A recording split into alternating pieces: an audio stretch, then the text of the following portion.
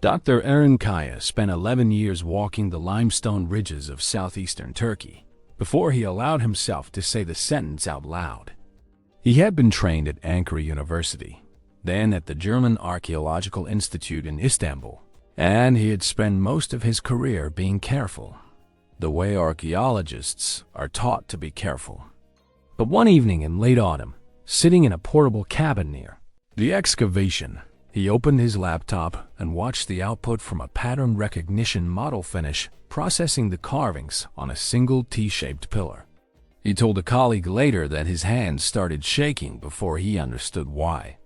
The model had matched the figures on the stone to a sky that had not existed for more than 10,000 years. And when he traced where those ancient star positions sit today, after the slow wobble of the Earth's axis carried them elsewhere, the coordinates landed in places no human being can ever physically reach. This is the story of those coordinates. It is also the story of a hill in Şanlıurfa province that keeps refusing to behave the way archaeology textbooks said it should.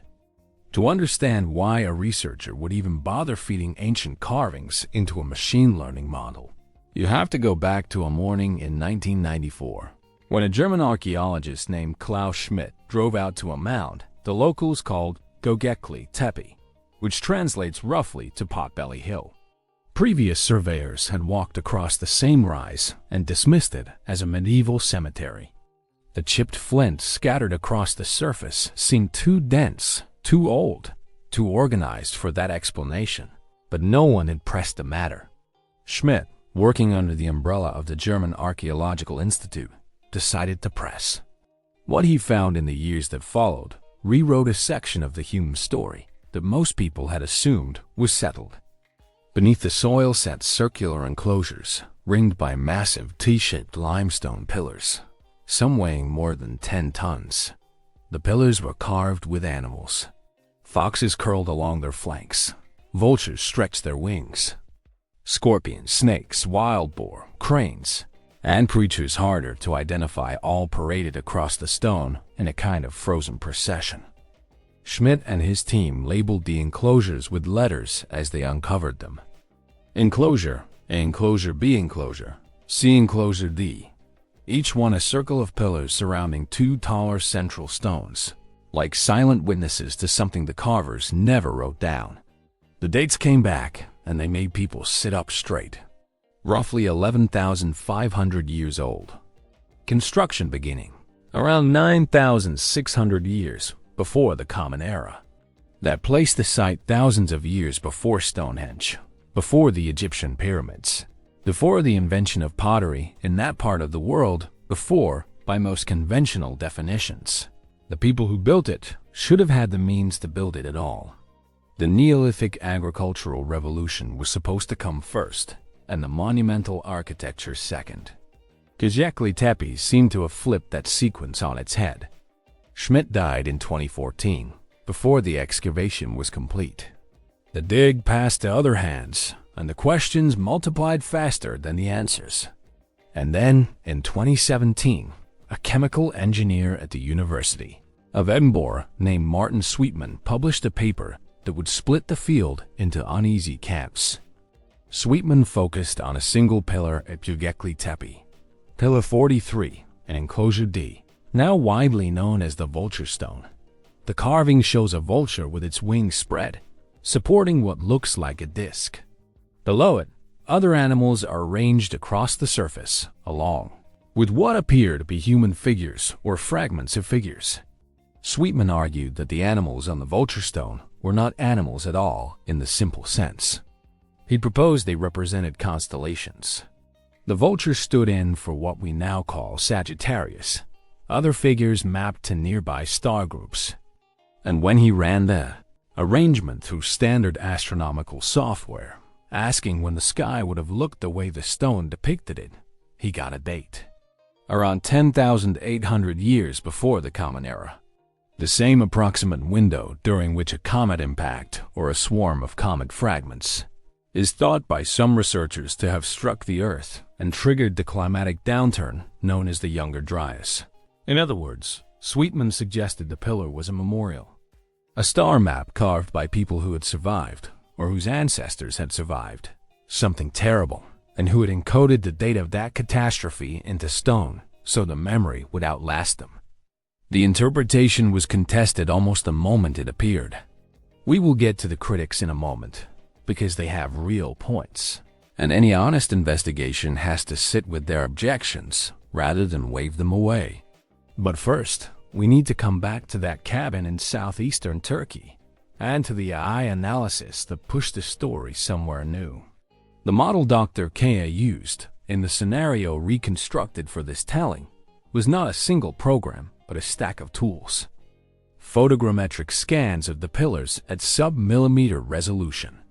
A pattern recognition system trained on thousands of known astronomical artifacts from later cultures, from Mesopotamian boundary stones to medieval European star charts.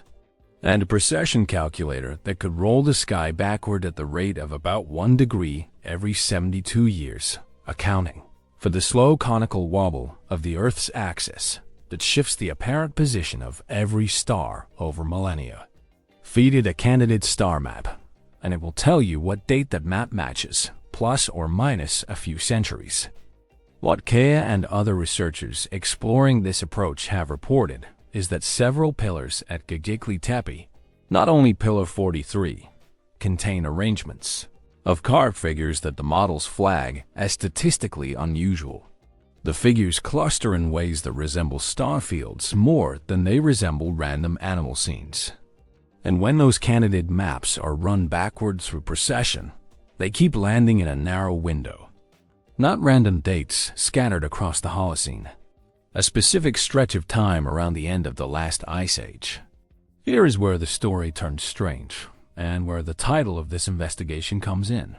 The sky from 11,000 years ago is not the same sky we see tonight. Precession has moved every star by about 150 degrees of arc across the sky's slow wheel. The points the ancient carvers may have been pointing toward, if they really were pointing at anything, no longer sit where they sat then. And several of the brightest candidate matches, when you trace them forward to their modern positions, fall on coordinates that are physically unreachable by any current human technology. One falls deep in the direction of the galactic center, in the constellation Sagittarius, near the supermassive black hole astronomers call Sagittarius a star. The closest approach to that object, traveling at the fastest speed any human-made craft has ever achieved, would still take more than 100 million years. Another candidate point lies in a dense region of the Carina Sagittarius arm of our galaxy, thousands of light years from Earth. Another sits in a part of the southern sky where the visible stars are dwarfed by what we cannot see, a long lane of obscured galactic disk behind clouds of dust. Researchers exploring this angle have been careful to say what it does not mean. It does not mean the builders of Göbekli Tepe were pointing at black holes they could not have known about. It almost certainly does not mean they were giving us coordinates to anything in the modern sense of latitude and longitude. What it may mean, if the star map reading holds up at all, is that the people who carved these stones were tracking specific patches of sky that mattered to them, for reasons we do not yet understand, and that the geometry of the universe has since moved those patches into places we can observe but never visit. The "can't reach" in the title is a humility statement, not an alien postcard. It is a way of saying that even if these were maps, the destination has wandered far past anything a human body could ever traverse. Now let us bring in the critics, because they have been doing the field a service by refusing to let the romantic version run unchallenged. Dr. Lee Clare currently leads the Göbekli Tepe excavation for the German Archaeological Institute.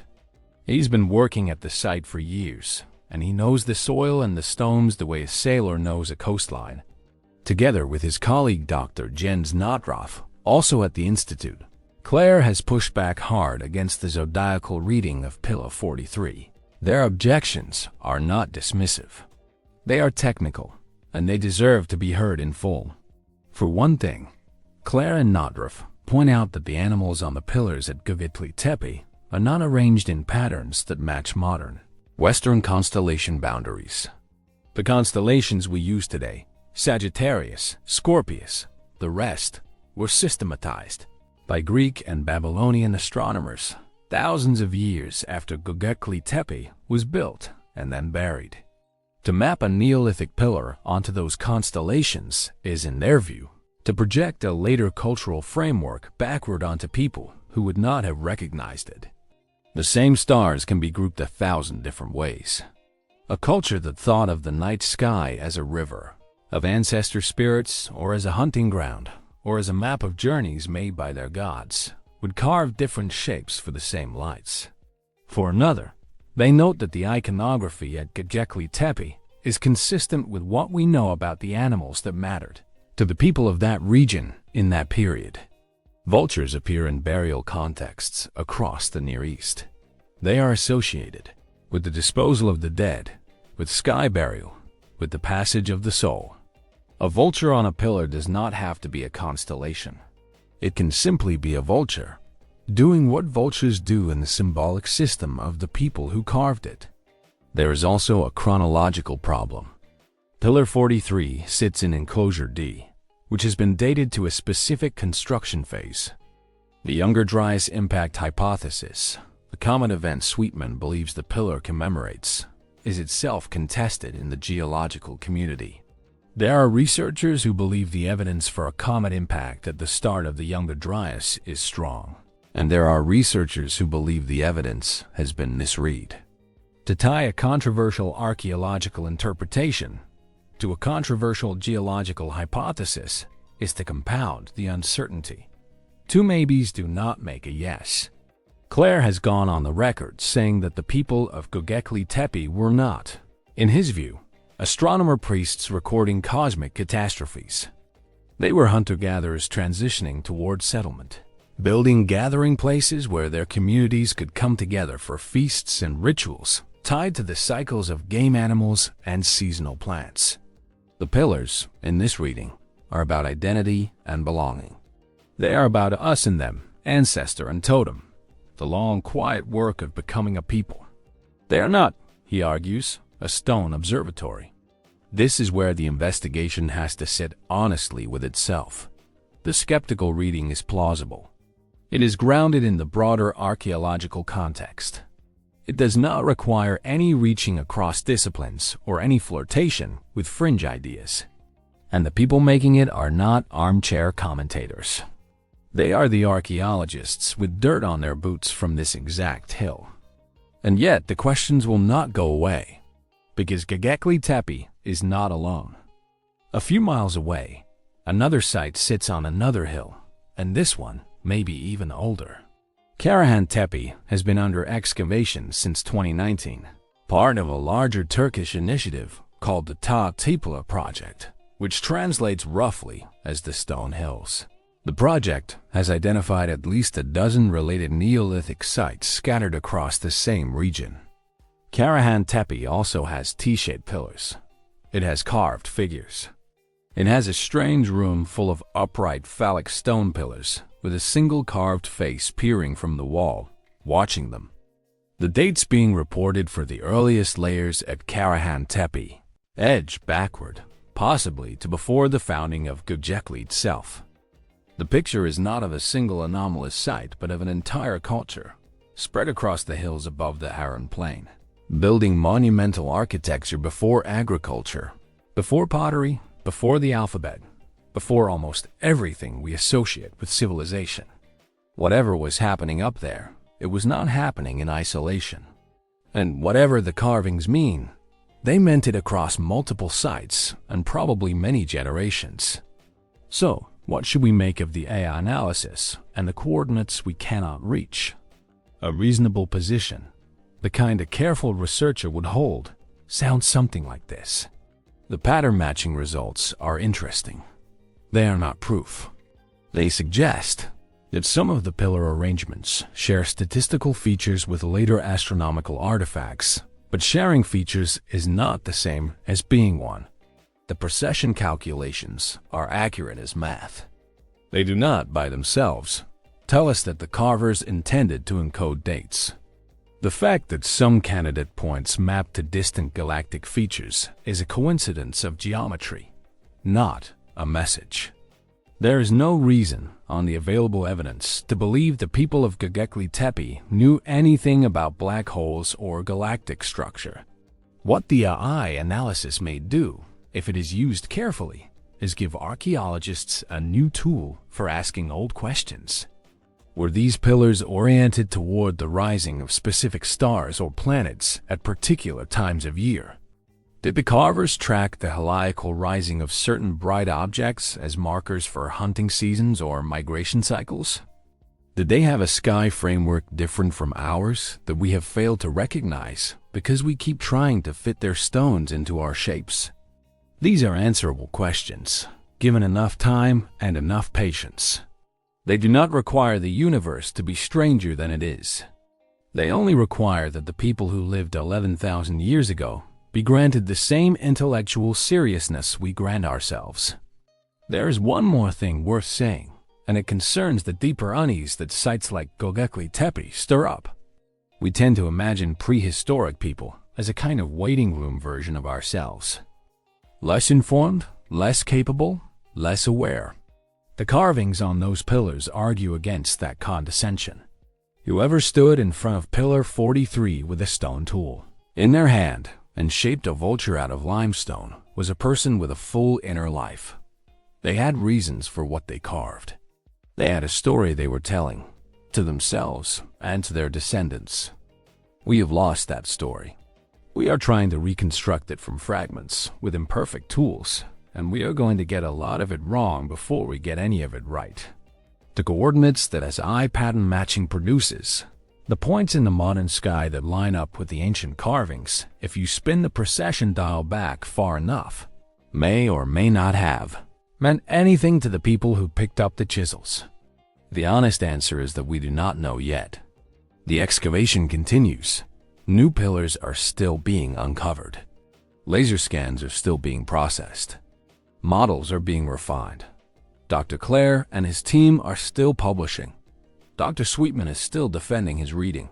New researchers, including those exploring computational approaches, are still proposing fresh interpretations and watching them get torn apart and rebuilt. That tearing apart and rebuilding is how the work gets done. It looks slow because it is slow. A site that sat under the soil for 11,000 years is not going to give up its secrets in a decade. For now, the pillars stand uncovered. They're carved. Animals patient as ever, their meaning still in negotiation.